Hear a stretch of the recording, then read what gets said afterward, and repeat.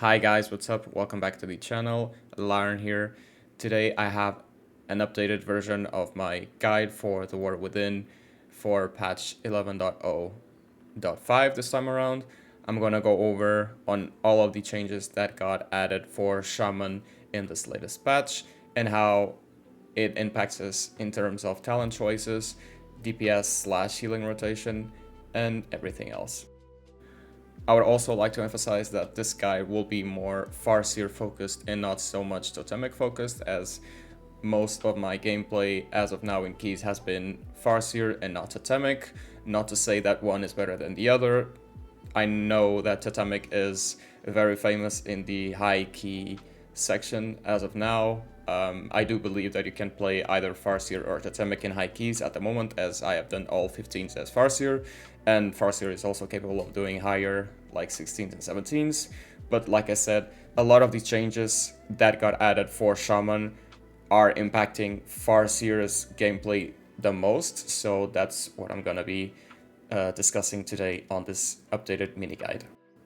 When it comes to Shaman changes in patch 11.0.5, we've had major changes for Elemental and Enhancement. However, for Restoration, we've had very few changes. That being said, Shaman has had new Ascendance model updates, which I will show briefly in this guide. We've also had updated spell visuals, mostly to Lava Bursts. Sky Fury now costs 1% mana instead of 4 like it previously was. For Restoration, we now have a new talent which is beneath High Tide, which is called Coalescing Water. High Tide is now trackable through a buff which is called Swelling Tide, and we've also had numerous Totemic bug fixes. Restoration has had a new talent added onto their talent tree, which is called Coalescing Water, and makes Chain Heal mana cost being reduced by 10%, and also makes Chain Heal increase the initial healing of your next Riptide by 75%, which stacks up to 2 times. This new talent is located just beneath Tidebringer in the talent tree, and it allows you to path very cheaply and get High Tide instead of spending 2 points into either Ancestral Awakening or Wavespeaker's Blessing like you had to in previous iterations. When it comes to visual updates, in the latest patch, Shaman's Ascendance model has been revamped and now it looks like this by default. However, if you want to change the look of your Ascendance, you can also head over into the Shaman class order hall and purchase one of these two glyphs. And one of them will alter the appearance of your Ascendance to this, or you can also revert back to the old one.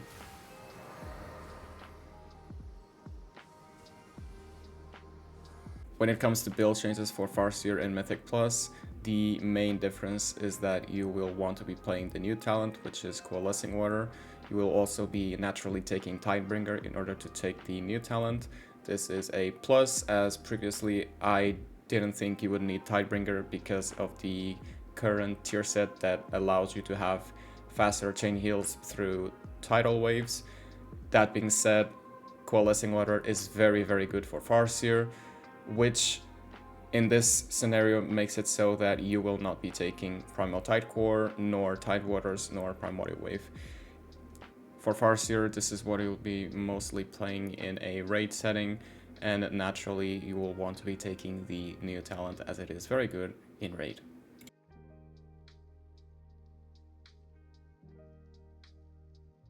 When it comes to build changes in Mythic Plus for Totemic, not a whole is changing, if anything at all. The new talent for Totemic is not very beneficial. You also need to path through Tidebringer, which you don't make any use out of for Totemic in keys. So I am still recommending the old build, which instead takes Spouting Spirits and Torrent. However, if you want to play the new talent, you're also able to. It's just that as Totemic, you don't benefit from Tidebringer since your chain heals are instant and free already from your totems, so you're not gaining a lot from Tidebringer and Coalescing Water for Totemic.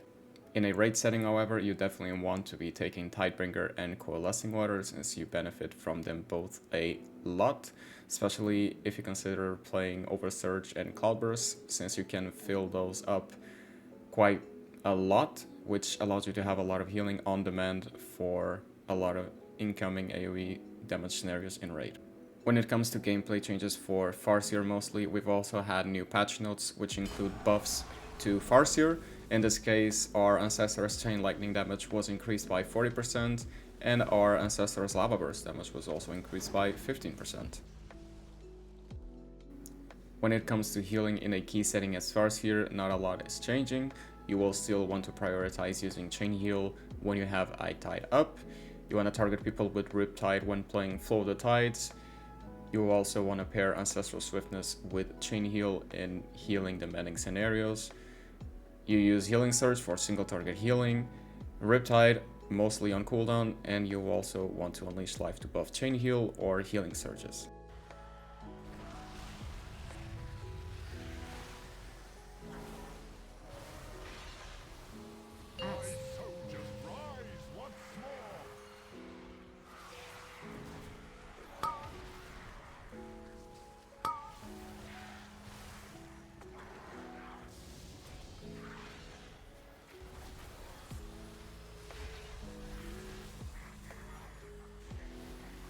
Beam.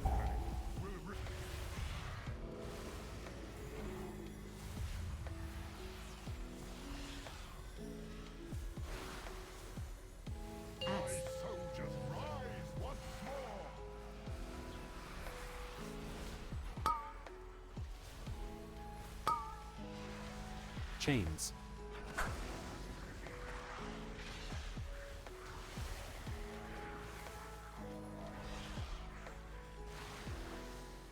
Beam. Will reduce you to dust.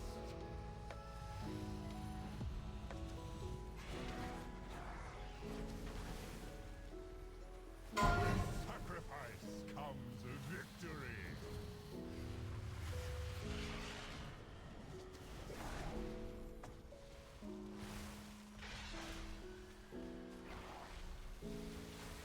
Soldiers rise once more.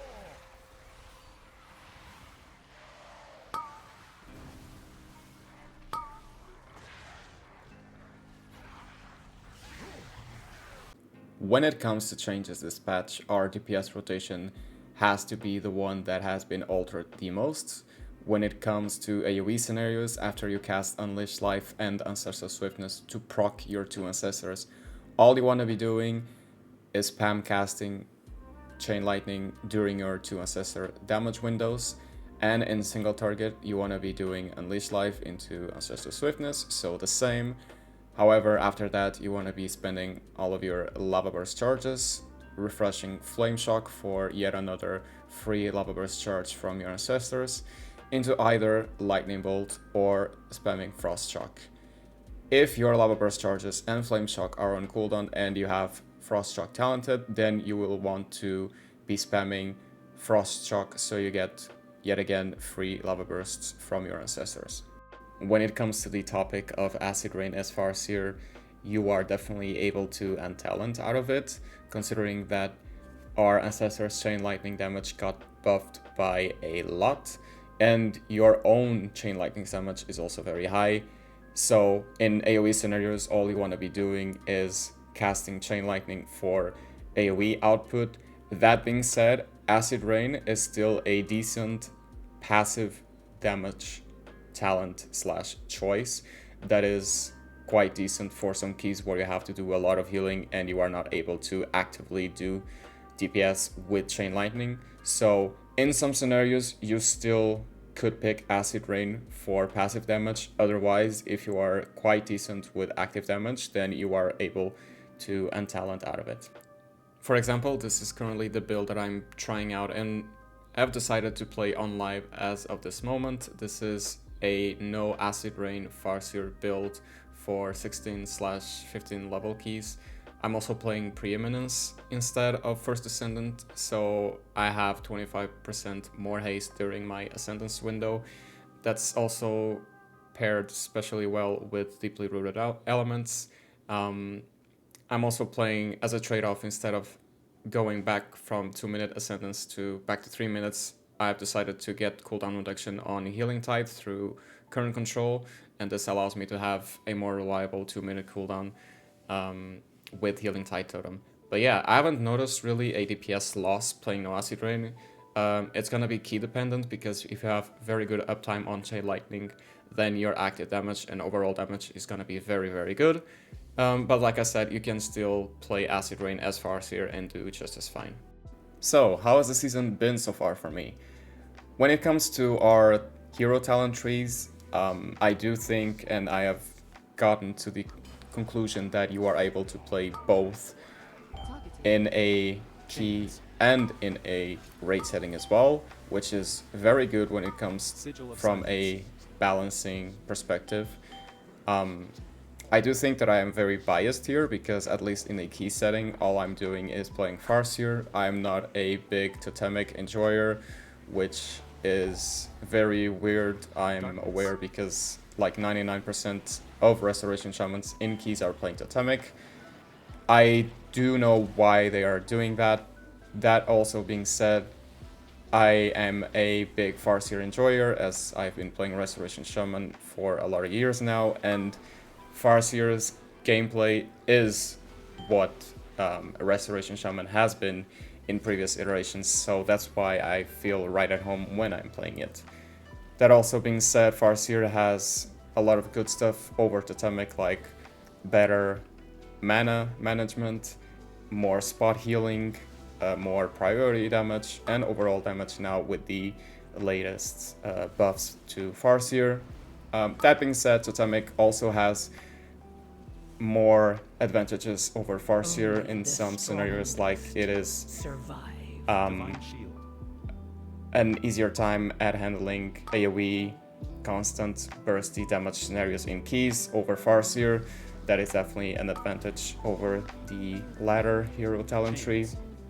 And yeah, but like I said, you are definitely able to play both in a key and also in a raid setting, to be quite frank with you. And yeah, I'm very glad and I'm very happy with the state of Shaman as of now, and I hope things keep the way that they are being currently, and we will see how Shaman is in the patch of 11.1, whenever that is supposed to arrive. But yeah, that being said, I hope you guys have enjoyed this updated mini guide for Restoration Shaman in the latest patch of 11.0.5. Thank you so much for being here, and I'll see you guys on the next one. Peace.